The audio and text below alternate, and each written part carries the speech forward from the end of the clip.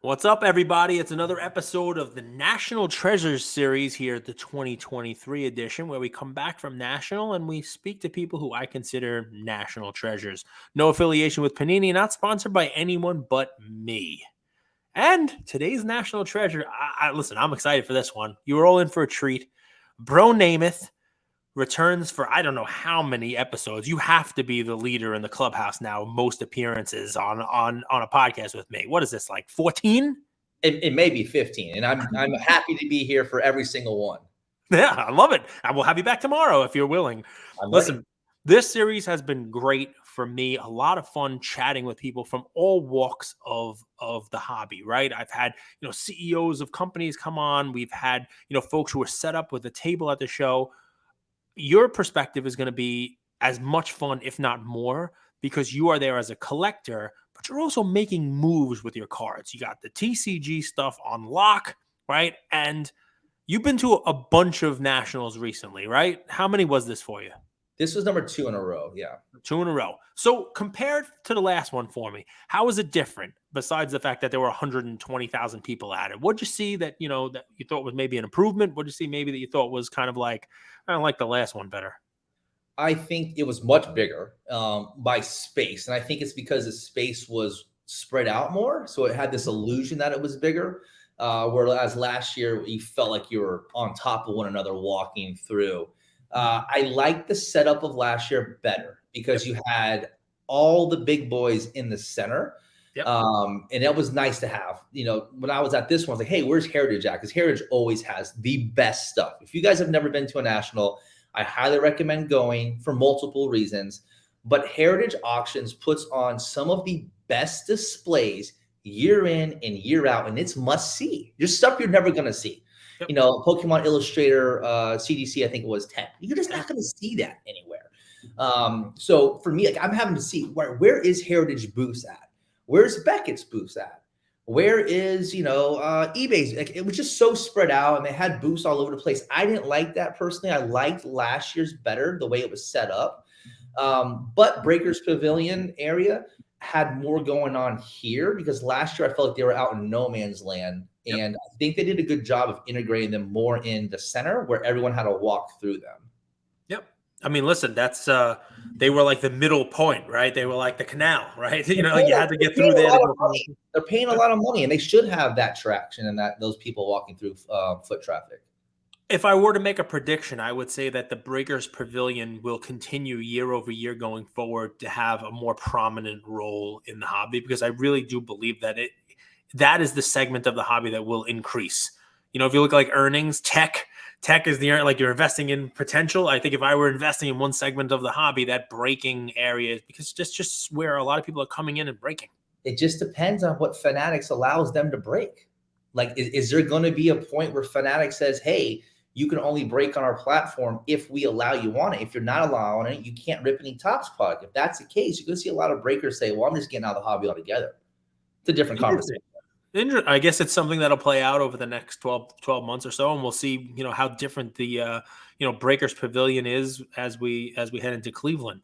So yourself, I kind of like that. I like that. You want all of the corporate stuff, all of the big boys, as you call it, kind of in the same area. This way you're not kind of spread out the way that they were. Thinking about it now, like there were some booths that I don't even remember seeing. They were buried. Yeah. But Heritage, you're right. Heritage, you're right. I the last day I was there, I made sure that I walked around a little bit to see stuff. I walked through the Heritage, museum that they have. Unbelievable! It's always unbelievable. The pieces they have are just stunning. Yeah, and you're never going to see them again. You know what I mean? You're not going to see them. It doesn't matter what you like. You could like sports. You could like cinema. You can like TCG. It has everything known to man in an amazing display area. That's one of the cool things about the National you walk through. I mean, right next to them was Robert Edward, and I stopped over to them. They had a ticket and program from the first World Series ever. Oh, that's cool. Stuff that you just don't see, you know what I mean? Because no one was saving that. No one knew back in 1903 that this was going to be something that they would do every year for the next 120 years and so on. Like it didn't have the pomp and circumstance to it yet because nobody knew if it was ever going to happen again, But the Kurt Cobain guitar? Yeah, I saw that at Harry. Yeah, that was amazing. I mean, it's just that's a cool piece that, doesn't get talked about enough. Just the stuff that you get to see there. I walked the floor, I saw 2 John Hancocks. Now, not somebody else's, not my John Hancock or you, like John Hancock's actual John Hancock. 2 of them. Oh, gee. Yeah, like the guy whose name becomes synonymous with the signature. I was talking to a buddy of mine who's never been to a national. He's into TCG. He's an actual player. So for him, it's very foreign to go to card shows. And I said, listen, man, and he sells a lot. He does a lot of volume and reselling, but he's a gamer himself. I said, you have to go to the national to experience how big this industry really is. I can sit behind a laptop, I can sit behind my phone, and I can see it on social media. But the moment that you lay your eyes on it, you feel it, you're in it at the national, it's completely mind-blowing. It's like, when you go to a car show, like I think it's the one up in Detroit, the big one they have all the new releases. This is the same concept for the national. All the new toys that big boys want to show you and concepts are coming out with, they want to display that. And it's on there for you to see. I mean, it's a perfect design, and it's heading towards more like Comic-Con, more kid-friendly. At least that was my takeaway from this hobby as well. A lot more stuff there. The Topps booth was packed. Trade nights, the kids' trade nights for TCG, they did a great job. So talk to me about it, right? Because this is your stuff. How was the TCG representation at the National? And I asked this because, I've been to a bunch, and, the first couple I was at, it was mostly, like you could see the first, 20% of the show was just vintage. It's a lot of baseball memorabilia, a lot of baseball, a lot of vintage, you name it. But you kind of see an updating of the inventory and the folks there. Did you see more TCG here than last year or no? I was a little disappointed. I was looking for some TCG displays for booths and vendors and stuff, dealers. Yep. I think I saw 3 or 4. Okay. One person had a really good display. It was awesome. He had some really nice stuff, some Black Label, recent, modern, some vintage. He had some really cool stuff. But that was it, that I saw. And again, like we said earlier, it's such a massive show. There's just no way that you're going to see every single table at the National. It's impossible, especially when you're doing everything else you're doing with networking and meeting people. It's just very difficult. If you're going to look at tables, you have to dedicate 2 days and a lot of Advil and a lot of water to get through that. So I saw 4 tables that had some stuff. I didn't think it was represented well. I think that there was people that wanted to see more. Case in point, look at the TCG trade night that Diego threw. It was packed. There's a line out the door to get into that. I think that there needs to be more representation. I think there needs to be more vendors or bigger companies, maybe like a Bandai or someone along those lines that should say, hey, I think there's an opportunity for us to continue to spread our awareness and go maybe to the National Sports Card Show. It doesn't mean that you're going to get everyone, but you're going to get a lot of eyes there. A lot of people ask me about TCG at the National. I've never touched it before. Right. I think if they got there, if they can get one of those sponsors to be there, that would be huge. They're at Gen Con this weekend. So Gen Con's a big thing. So we had National last week, and then Gen Con's this weekend up in Indianapolis, I believe. And Gen Con is a TCG con. Who's Jen? Should we know who Jen is? I don't know where Ben's at. Ben, Jerry, Jen, I don't know where they're all at. Okay, it's good.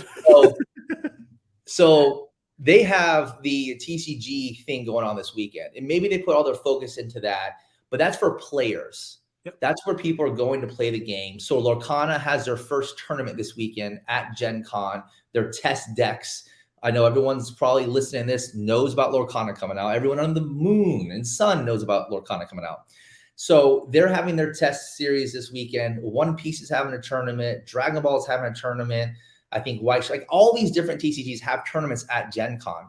I don't think we need tournament play at National. I think we should have a representation of TCG at National. Is anyone playing Pogs? I wish. I have a whole bunch. You and I can get into that. Let's go. They grade some. PSA grades some of those original coins from Pokemon. What don't they grade? We'll find. We'll grade it. They're grading pops now. They don't grade VHS. That's Beckett's thing. All right. Well, I don't know if I have any sealed VHS. I was in my basement yesterday. I found the sealed Scarface DVD from the, one of the original ones. I don't know if that's worth anything, but I never opened it. I had the Scarface set. Yeah. The It was one original, of those like multi-disc. yeah, Yeah. and then it had like the little movie screenshots that are on like stock paper. Yeah, those are cool. See, so I mean, maybe I'll grade that. Who the hell knows? Money clip in there. When I was in 8th grade and that came out, I thought it was cool as hell, and I had the money clip. I had no money to put in it, but I thought it was cool as shit. Because he had a money clip. He's Yeah, walking around with an yeah, empty money clip in his pocket. like Tony Montana would have had. Yeah, the TM, little Tony Montana. I mean, that's fun stuff. All right, so you're at the National. I will tell you, so there's not as much TCG for you to find there. We've talked to, people who run auction houses. They tell me a successful show is meeting people, maybe taking in some consignments, making sure that folks know who they are and they have, the stuff out there. We've talked to, dealers who set up, and a successful show for them is, be able to make sure they pay for all the rooms that they had to book for their staff and the hotel and the table, and then also making enough profit on the cards. What's successful show for you? What makes it, and was it successful? So for me last year, my expectations were just to kind of feel it out, right? My first time, like, okay, what is the National? How big is this? Meet people that I have been communicating with for years on social media that I've never met before, like yourself. I've never met you until last year. Yes, yeah. Those were the year. That was the year to have the introduction to people that I've communicated with, build relationships. I wanted to sell some stuff. I wanted to cover at least my expense, my airfare and my hotel. If I could do that, then it's a complete win. Not necessarily what I was looking for last year, but I really wanted to take as much in as possible, meet people. And I did that last year. So going into year 2, it was less of, hey, Cage, this is Bronamath. I'm Brandon. Nice to finally meet you. It's more, Cage, what's up? Give you a hug. How's your family? Catch up. And I did that with multiple people. And you brought me a Porsche. It was just one of your extras. It was great. I drove home from Chicago in it. It was great. My daughter that she drove, it was classic. It was easy to carry on the plane. I'm glad that you enjoy it. It was great. I love it. So this year was a little bit different outlook. I was going to look to network a little bit more, and sole purpose really was to grade in person. I was pumped for that. I mean, the grading in person is huge. I mean, I've talked about that at shows. I mean, different price points, different kind of grading, but you take advantage. Did you grade with anyone other than Beckett or just Beckett? I did not, just Beckett. So talk to me about that. Beckett for TCG, still the go-to, still the gold standard, doesn't matter? I wouldn't say it doesn't matter. I think there's people that may have a lot of common cards that they may send to SGC or some of these other places, CGC, to get lower price points. But if you have a big card, you send it to Beckett. Like, there's no two ways about it. You chase the BGS 10 gold label, and then obviously a black label is king and creme. So that's what I look for. That's what I chase. I only collect Beckett TCG. I do have some PSA Pokemon, and that's because some of the older PSA stuff presents better in PSA slabs, and those PSA collectors or Pokemon collectors like them in PSA slabs. So that's why I have those, but it's not that many. So you went there looking at grades. You took some raw cards. You also had some graded cards looking at bump. Talk to me about it. Tell me your Beckett grading stories. So I think one of the things that people fail to realize is that Beckett does the GCR, so graded card reviews, and they're a fantastic opportunity to take advantage of at shows. So if you were to send a card in right now to Beckett, you would pay for the normal grading fee, even though it's a BGS 10 or a 9.5. You'd pay the $140 or $100, whatever it is. You'd send it in and say, crack if black label or crack if pristine 10. And if it doesn't, they'll send it back to you. But the good thing about getting sent back to you, if you didn't hit it, is that they'll tell you where the error is. Hey, look, there's the centering left to right's not making it in the 9 into the 10 category, or there's a back corner. Here it is. We'll circle it so you see it. Or you may get the bump. And for me, I play the odds. So if I send in 19 cards, it may cost me, $2,000 to do it, whatever it may be. But if I can hit 2 or 3 of those in black label, what does that card turn into value-wise? Well, if it can turn into something that's huge, it's well worth it, right? The risk, the gamble to do that. So it's a different element to the grading of the gambling now. Now you say, okay, how can I GCR this? It may have been undergraded way back when standards were a little bit different, where that may be. I've done my homework. I don't see the centering's off. So the GCRs are great. And then the in-person obviously is good as well, but it's cheaper in person to do the GCRs at a show than it is to send it in. I think it was like $70 for 1 day turnaround. That's amazing. And you don't have to worry about shipping. It's in your hands, and there's these insurance woes. So if there's people out there, which I know there are, that are hermit collectors and they're terrified to send their prized jewels in the mail to get graded, go to the National. Yep. I tried 2 cards that were gold 10s. I was hoping to see, one of them was a perforated card that the edges were 9.5, and I'm like, okay, guys, what's the story here? Let's get the 4 10s on this one. Let's get a black label. No can do, Mr. Cage. I was not able to bump any of mine, and I'm sure the same thing happened to you. I'm sure you submitted some golds, and there were no black labels, right? Is that what happened? It has happened to me in the past. It did not happen to me at the National. So you had some success? I did. I went 3 for 19 on black label bumps. It just so happened to be the 2 of the 3 were to finish out first, second, and third place paper trophy card from last year's Dragon Ball National Championship. So now I have a full 1 through 3rd set in black label, which is just nuts. I was so pumped. And you have a buyer for this? No, you wouldn't even consider it. You're just keeping them. I am keeping them.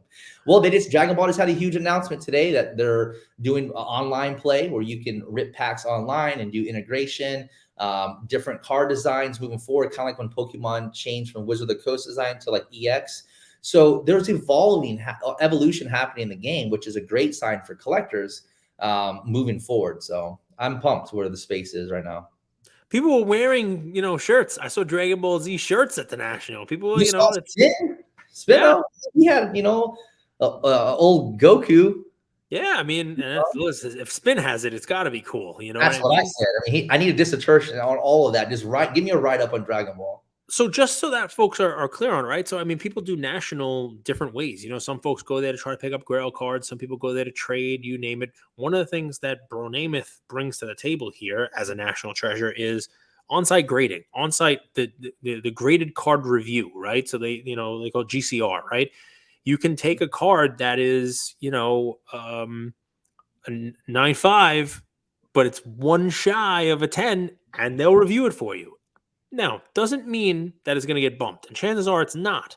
But if you're somebody who thinks that card, all right, they were too harsh on the edges, they were too harsh on this.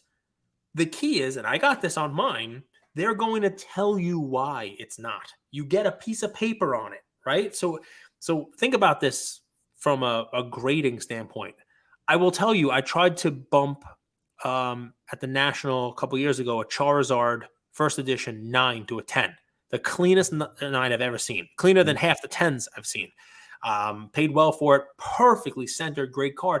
And I tried to bump it. And PSA actually came out with a little explanation of on the foil, there was this tiniest little like hair looking like scratch. It was like a millimeter. That's what's going to prevent it from being a 10. I'm like, okay, at least I got an explanation. And I sold it 4 minutes later. So, so nice and easy, right? Beckett, not only getting the subgrades, but now you're getting an explanation as to why that subgrade. So, they gave me, here's a little, surface was the 9.5. Here's the surface. Here's where it is. Little mark. Here you go. You can see a little sticker that has a square blank front, square blank back of the card, and they'll circle where the issue is. If it's centering, they'll draw you arrows where the centering's off. And if it's edges or corners of surface, they'll circle where it's going to be out of the card. It's great. I mean, listen, sometimes you need to get rocked in the chin to say, hey, you're wrong. This is where the card's issue is, and this is why. Okay, cool. Thanks. I can walk away with that. I mean, it's something, right? I mean, how many times do we say, I get a card that was submitted and, wow, they graded this wrong, or it's just somebody just picked a number at random and threw a dart at the wall? Well, with this, and it's not that expensive, you're right. I mean, it's a reasonable price, especially because you're not paying shipping and return shipping and all this other stuff. And the insurance. You're getting told, here you go. This is why, right? And you leave that still pissed. Damn, I would have liked that black label, but you at least understand you're given a reason as to why. And I think that's a lot of people don't know it exists. You know what I mean? They really don't. I've had conversations with people that have been doing it for years. They have no idea that GCRs exist. So hold on, you can do that? I'm like, yeah, you can. Yep. So fun stuff. They don't advertise it enough when it's not at a show, though. I will say that. They advertise it at a show, but they don't when it's not at the show. Did you pick up any cards there? I mean, there wasn't a lot of TCG. Did you pick up any raw cards and try to grade them? I didn't. I just bought a sports card today, though. Oh, let's see it. Let's go. People Okay. love the show offs. All right. I All bet you right. it's a black label, everybody. I Bet only you it's buy a black those. label. Let's see. Black label. And a Yeah. black label Jordan. That is gorgeous. Old Fleer. Yeah, man. And I'm That not is even a Jordan guy. Everyone knows. And you know what? It's going to be funny. I'm going to get this card and I'm going to post it. And I'm going to get so much crap in my inbox. Oh, what happened? You couldn't get a well, so listen, black be smart. label? When you post it, I'm showing off my new pick, but I'll make it clear in the first post. I purchased this to have trade bait for better LeBrons. Just make sure you write that right in there, and then you're good. You're not going to get any kind of heat. You don't get any heat. I only purchased. And by the way, I'll give. So I'm going to ask you about flowers in a second. I'm going to give flowers. Oh man, I'm going to have to find the guy's name. Somebody brought me over to him. It was somebody who was a Kobe collector and like huge Kobe's, Kobe, lots of Kobe's. And looking at the case, Kobe. And then there was a LeBron Jordan dual auto out of 15. And I'm like, well, what are you doing with this? And he's like, some of the people who have the Kobe's that I want also collect LeBron or they also collect Jordan. I bought this. I don't want it, but one of them might. So you have to have a cool trade bait in there to get the stuff that I want. So I never looked at it from that perspective. And it's pretty brilliant. Yeah. I mean, I walked away like, holy cow. Well, I mean, it's weird spending probably 40 grand, which is what this card costs on something you don't want just to have trade bait to get something. That's like next level chess kind of thing. Yeah, he also could have used some extra Kobe's because nowadays what I see, and more so in TCG, I don't know so much in the sports because I haven't been selling and dealing with sports as much as I used to. Everyone's trying to limit their cash exposure and everyone's trying to do cash and trade. If someone's asking 20 grand for something, I'll give you 10 cash. I'll give you 10 grand, some liquid cards. Can we deal? And it seems to be the going theme right now.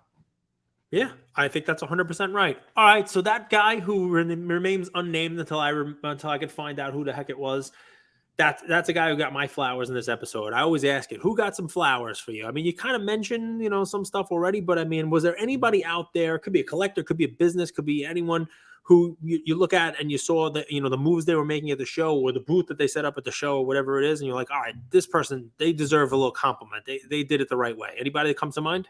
I got 3. Ooh, I'll only let you do 3. Okay, good. I was going to say 2.5. I mean, one could be a shorter person. All right. So the first one's Marino. I think he did a fantastic job at the National. And big props to you, Marino, if you're listening to this, you catch wind of this. I thought you did a fantastic job. Your name was everywhere. Everyone spoke about you. The events, the 2 that I went to were fantastic.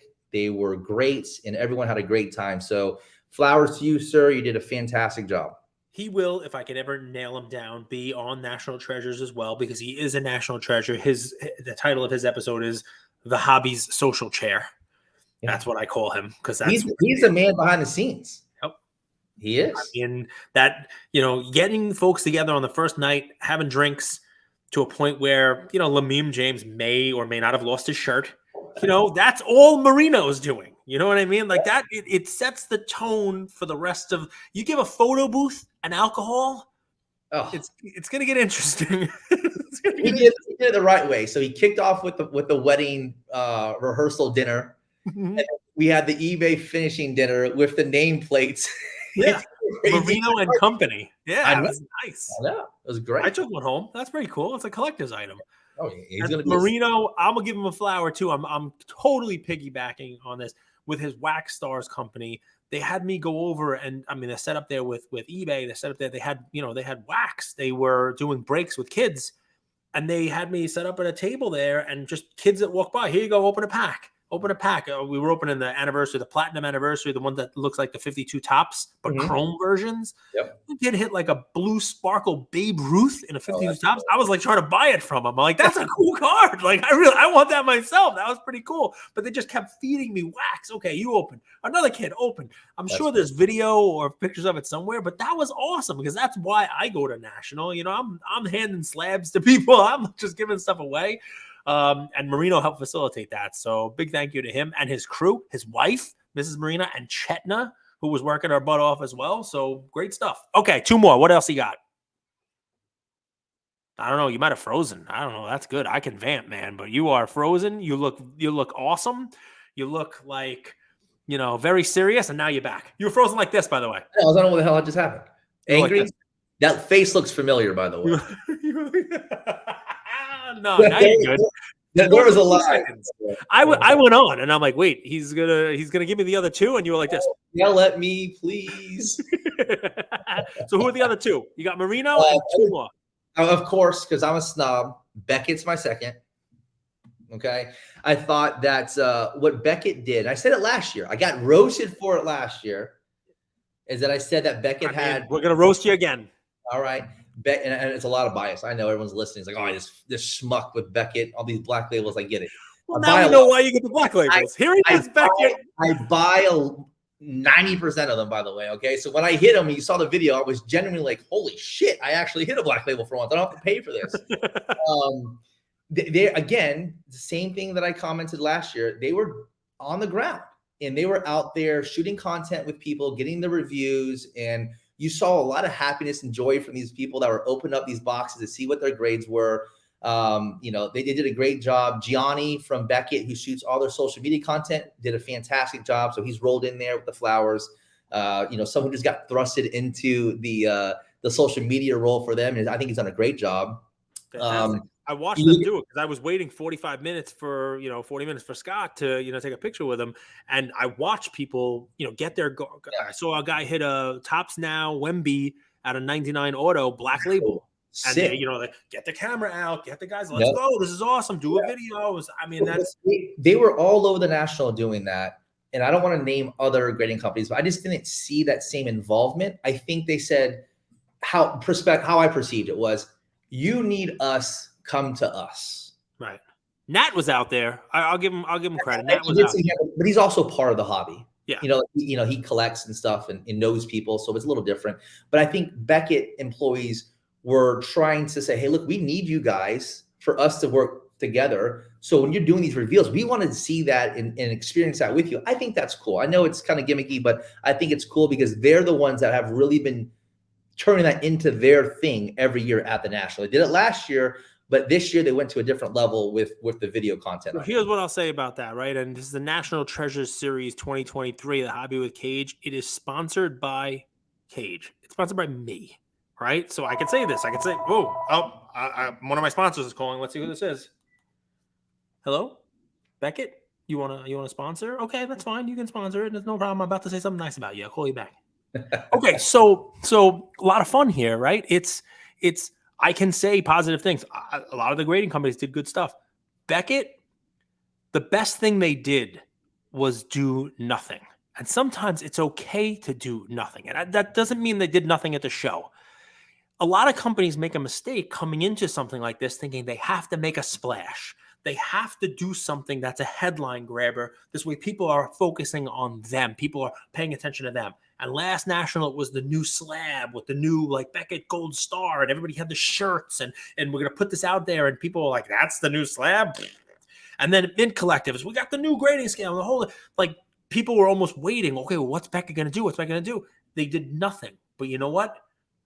You're now giving them a compliment because people were not focusing on what announcement they were making, what T-shirt they were making. They're focusing on, they're there grading cards. There's a line of people who want you to grade their cards, and we have the reveals, and you guys turn their stuff around, and a lot of people, and that's what your business is, right? Your business is taking in cards and grading them or reviewing the cards. That's a success. That's a win for them, right? You don't have to try to manufacture a win that turns into a huge loss. So I give them a lot of credit too.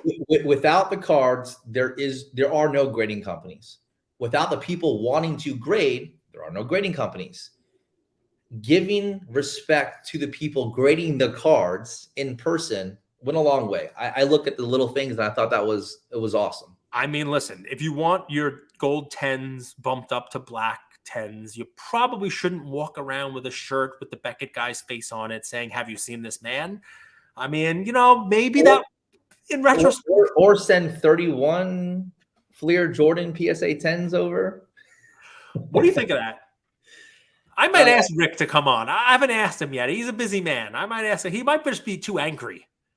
What's the pop on the Jordan and Beckett BGS 10? Oh, I don't know what it is. I meant to look that up. Somebody told me 9. The 9. It's something Single small. digits. It's something small. I don't think we're I ever thought going it to was see one. 3, but single digits. I don't think we'll ever see one happen or pop up again unless it's from a fresh pack and it's like trace that this was from that pack of cards that got opened. So I don't think we're going to see another BGS 10 Jordan. I just don't think it's going to happen. Just like I don't think we're going to see a Mickey Mantle PSA 10 happen again. I think I that's mean, yeah, I think what's amazing about it is it would have to be one of those, like you saw Michael Rubin opening, right? You saw Michael Rubin opening with Allen Iverson. It would have to be one of those things where you like got to walk they it from set it there up. right to get graded.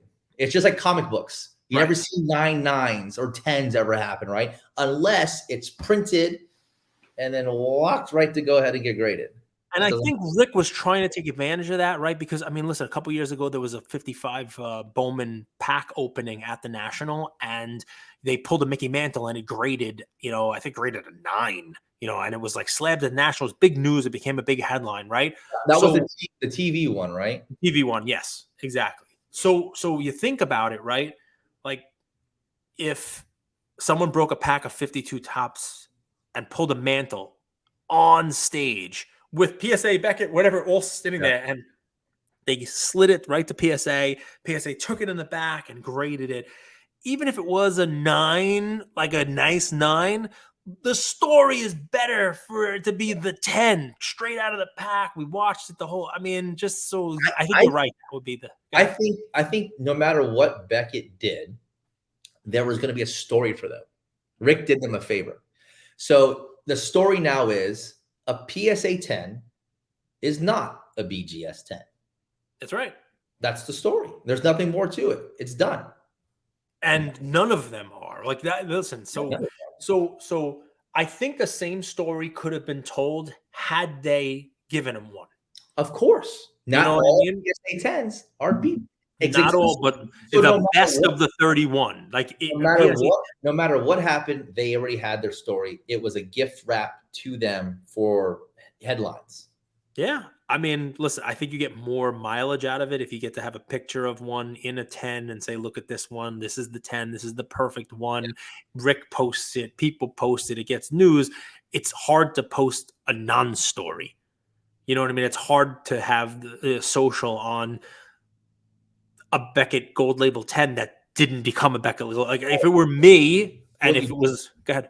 I was going to say what you do is if you have a Beckett BGS 10 Jordan, you just propped my value up a little bit. That's correct. How I look at it. Yeah, I mean, listen, the messaging of it is what becomes important, right? It's basically, Beckett should be out there, advising people that we didn't do this because a PSA 10 is an improvable card.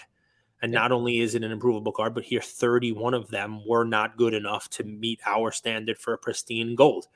And if they did a write-up on that, just kind of touch base on it and say, hey, listen, there's been a lot of people reaching out. We want to just kind of clarify our stance on them. I think that would be cool. And it would have been really cool if they took a photo of each one with the sticker of where the issues were and just did a full write-up. Yeah. Yeah. I mean, 100%. One of those 31 was mine. I can give you the write-up of what was not perfect about it if you want. I'll tell you what the story is going to be is when Post Malone sends that card or one ring to Beckett to get put in its rightful slab. That's going to be a much better story. What happens if Beckett gives it a 6.5? Doesn't matter. That slab is nasty. That custom slab. Oh, it's so sick. All right. Well, listen, I mean, I got one more person. Remember, I got the 3. I got 3 here. Yep. Right? Oh, yeah. Give me one more. And we'll end it with your third flower. The third flower. The flowers is bouquet. Bouquet. A big bouquet. For the Alliance. It's for the Alliance. The Alliance. The Alliance. Your crew. Your guys. And I say this with a smile on my face because I've built really good relationships here. And like I told Cage earlier, going to the first national and meeting these people in person, I have built a great bond and a great network of friends that I will have for a very long time. And without, having us all together at the national was awesome. We had some people missing, but we had a great time. And at the end of the day, you're going to the national to have fun and enjoy yourself. And they made it much more memorable for me. Yeah. I mean, listen, I've said it a couple times during the show. I'll switch it up for yours, but the cards are nice.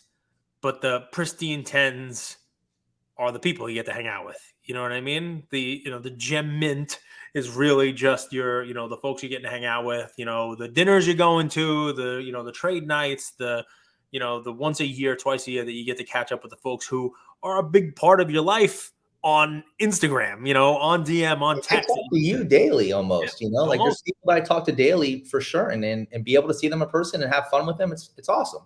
Yep. You ride the highs together, you ride the lows together. So what's funny is you've set it up for a successful show is almost a given as long as you're able to kind of catch up with your friends at the show. And that's an important part of the national. It's hard to lose when you go to the national without the money mindset only. It's really hard to lose. I think most people who I've spoken to said they did good money wise also. I mean, the show, we have 120,000 people there. It's hard not to, most tables that I spoke to the first day were upset because of their location, but by the second or third day, we're thrilled because it didn't matter where you were. There was people flow like crazy. Well, see, that was kind of the other thing. It's like a double-edged sword. I talk about the placement of everyone. You had to get to Heritage. You had to walk through a bunch of tables you would have never walked through. So maybe by design, it's better that way, but who knows? It's fun. We'll see you soon. You, sir, 15 episodes, 117 episodes, however many you've been here. People's champ, baby. That's it. He is a national treasure. Thank you, Bronamath. It was fun. Thank you, Dave. I appreciate it.